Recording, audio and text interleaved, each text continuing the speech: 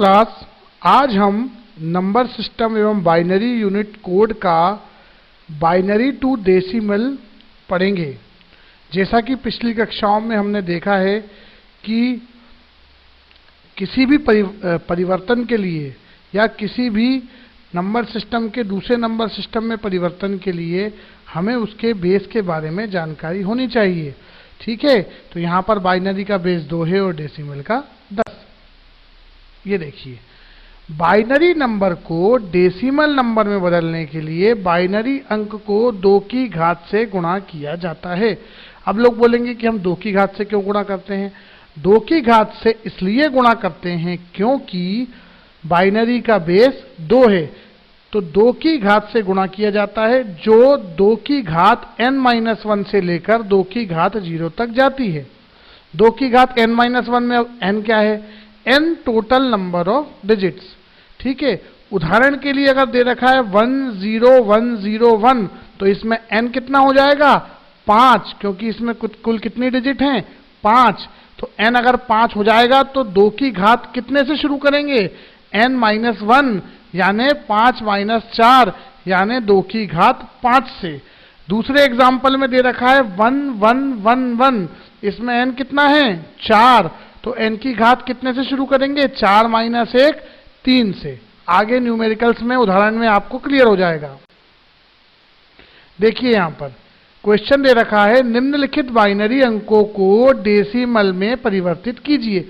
या तो क्वेश्चन इस टाइप में लिखा हुआ आता है या डायरेक्ट जो मैंने लाल शाही से लिख रखा है 1011 के बाहर ब्रैकेट में 2 लगा रखा है, फिर दूसरा ब्रैकेट बनाया है उसमें प्रश्नवाचक लगा रखा है या क्वेश्चन मार्क और ब्रैकेट में 10 लगा रखा है।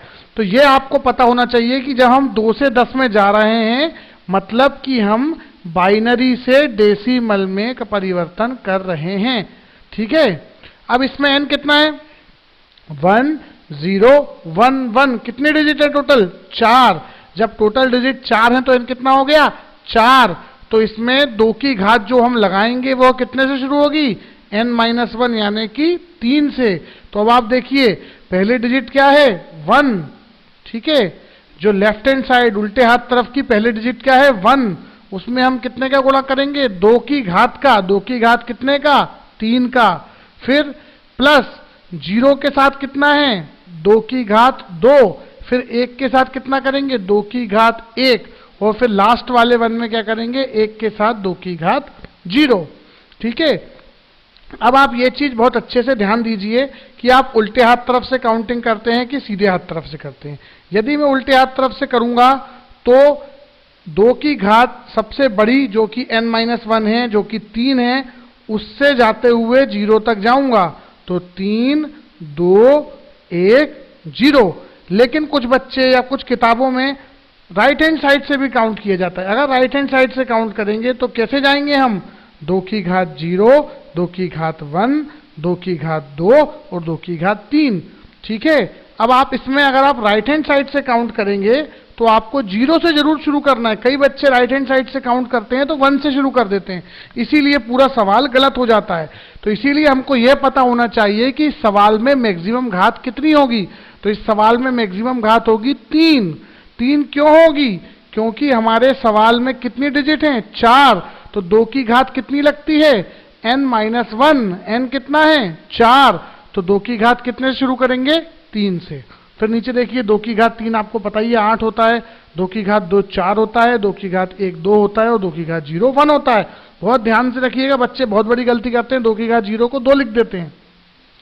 2 की घात 0 2 नहीं होता, 2 की घात 0 1 होता है। और कई बच्चे होते हैं, आप नहीं होंगे हो सकता है, 2 की घात 3 को 6 बोलते हैं, पर 2 की घात 3 6 नहीं होता। 2 की घात 3 मतलब 2 गुणा 2 गुणा 2 मतलब कि 8।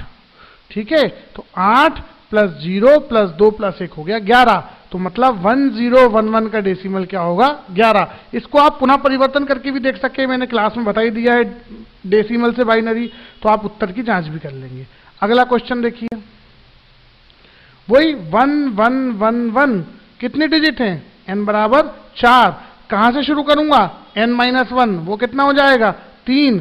मतलब जो मेरा लेफ्ट हैंड साइड वाला 1 है उससे शुरू करूंगा तो 1 × 2 की घात 3 प्लस 1 इंटू 2 की घात 2 प्लस 1 इंटू 2 की घात 1 प्लस 1 इंटू 2 की घात 0।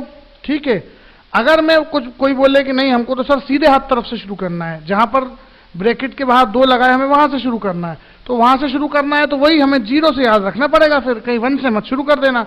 जब हम 0 से शुरू करेंगे तो कैसे शुरू होगा, 2 की घात 0 इंटू 1, 2 की घात 1 इंटू 1, 2 की घात 2 इंटू 2, 2 की घात 3 इंटू 1।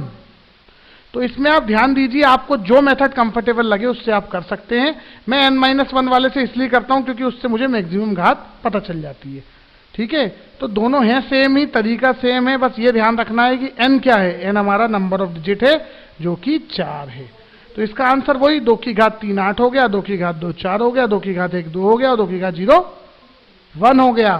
तो 8 4 2 1 टोटल 15। तो 15 का बाइनरी में अगर 15 है तो उसको जब हम परिवर्तित करेंगे तो डेसिमल में आंसर हो जाएगा, सॉरी बाइनरी में अगर 1 1 1 1 है उसको हम परिवर्तित जब डेसिमल में करेंगे तो आंसर हो जाएगा 15। इस 15 को फिर आप डिवाइड करके देख लीजिए, 2 से आप सेम बाइनरी में कन्वर्जन कर लेंगे तो आंसर 1 1 1 ही आएगा। तो ये आपकी उत्तर की जांच भी हो जाएगी।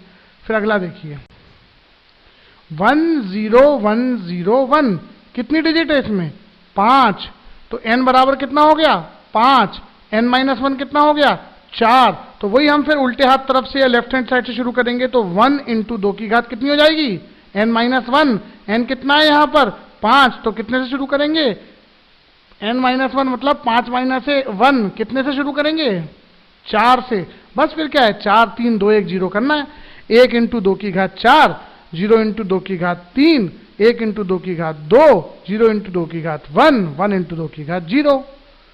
वही अगर कुछ बोले नहीं सर मैं तो उल्टे वाले से कंफर्टेबल हूँ, मुझे याद रहेगा मुझे 0 से शुरू करना है, तो कर दीजिए उल्टे हाथ तरफ से। 1 इंटू 2 की घात 0, 0 इंटू 2 की घात 1, 1 इंटू 2 की घात 2, 0 इंटू 2 की घात 3 और 1 इंटू 2 की घात 4। 5 डिजिट है तो 4 तक जाएंगे, क्योंकि 0 से 4 तक लिखोगे तो होगा तो 5 ही ना, 0 1 2 3 4, है ना। तो जो मेथड अच्छा लगे उससे कर लेना।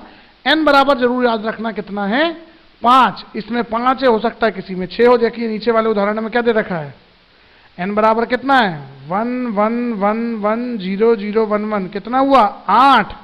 तो इसमें n कितना होगा n हो जाएगा 7। मतलब कहां से शुरू करेंगे 2 की घात 7 से शुरू करते हुए कहां तक जाएंगे 2 की घात 0 तक। या फिर अगर मैं सीधे हाथ तरफ से शुरू करूंगा तो 2 की घात 0 से शुरू करते हुए कहां तक जाऊंगा 2 की घात 7 तक। कोई कंफ्यूजन आए तो बार बार पूछिएगा, लेकिन बिल्कुल गलती मत करिएगा, पेपर में 101% क्वेश्चंस आते ही हैं। अब ये देख लीजिए, निम्नलिखित बाइनरी अंकों को डेसिमल अंकों में परिवर्तित कीजिए। तो ये आपको कुछ एग्जांपल्स दे रखे हैं मैंने, इनमें आप लोग परिवर्तन करिएगा। कोई डाउट आए तो मुझे क्वेश्चन करके पूछ लीजिएगा। बस मैं अभी सिंपली ये बता दे रहा हूं आपको कि फर्स्ट वाले में n बराबर कितना हुआ 3, दूसरे वाले में n बराबर 5, तीसरे वाले में n बराबर 7, चौथे वाले में n बराबर 9 और पांचवें वाले में n कितना हुआ 4 और 4 8 और 1 9, दोनों में बराबर ही है n। ठीक है, तो आप पहले वाले में कैसे लिखेंगे घात 2 1 0, दूसरे वाले में कैसे लिखेंगे 5 4 3 2 1 0, तीसरे वाले में कैसे शुरू करेंगे, कितने हैं टोटल 7 है ना, तो 6 5 4 3 2 1 0, और चौथे वाले में कितने हैं टोटल 9 हैं, तो 8 से शुरू करेंगे 8 7 6 5 4 3 2 1 0। ठीक है, यहां देखिए आप 2 की घात के बारे में बताया गया है, जो आप लोग याद रख लें तो ज़्यादा अच्छा रहेगा। वैसे गुणा करके भी आप लोग निकाल सकते हैं, पर अगर आपको सवाल में गलती ना हो और आपको थोड़ा सा जल्दी सॉल्व करना हो तो इनको आप याद रख लें। ठीक है, तो 2 की घात 0 मैंने क्या बताया सबसे महत्वपूर्ण है, इसका मतलब मान 1 होता है। 2 की घात 0 का मान 2 नहीं होता, 2 की घात 0 मतलब 1। 2 की घात 1 का मान क्या होता है 2, 2 की घात 2 मतलब 2 इंटू 2 4, 2 की घात 3 मतलब 2 इंटू 2 इंटू 2 मतलब 8। बच्चे 2 की घात 3 में भी कंफ्यूजन करते हैं, 6 लिख देते हैं उसको, जबकि 2 की घात 3 क्या होता है 2 into 2 into 2 is equal to 8।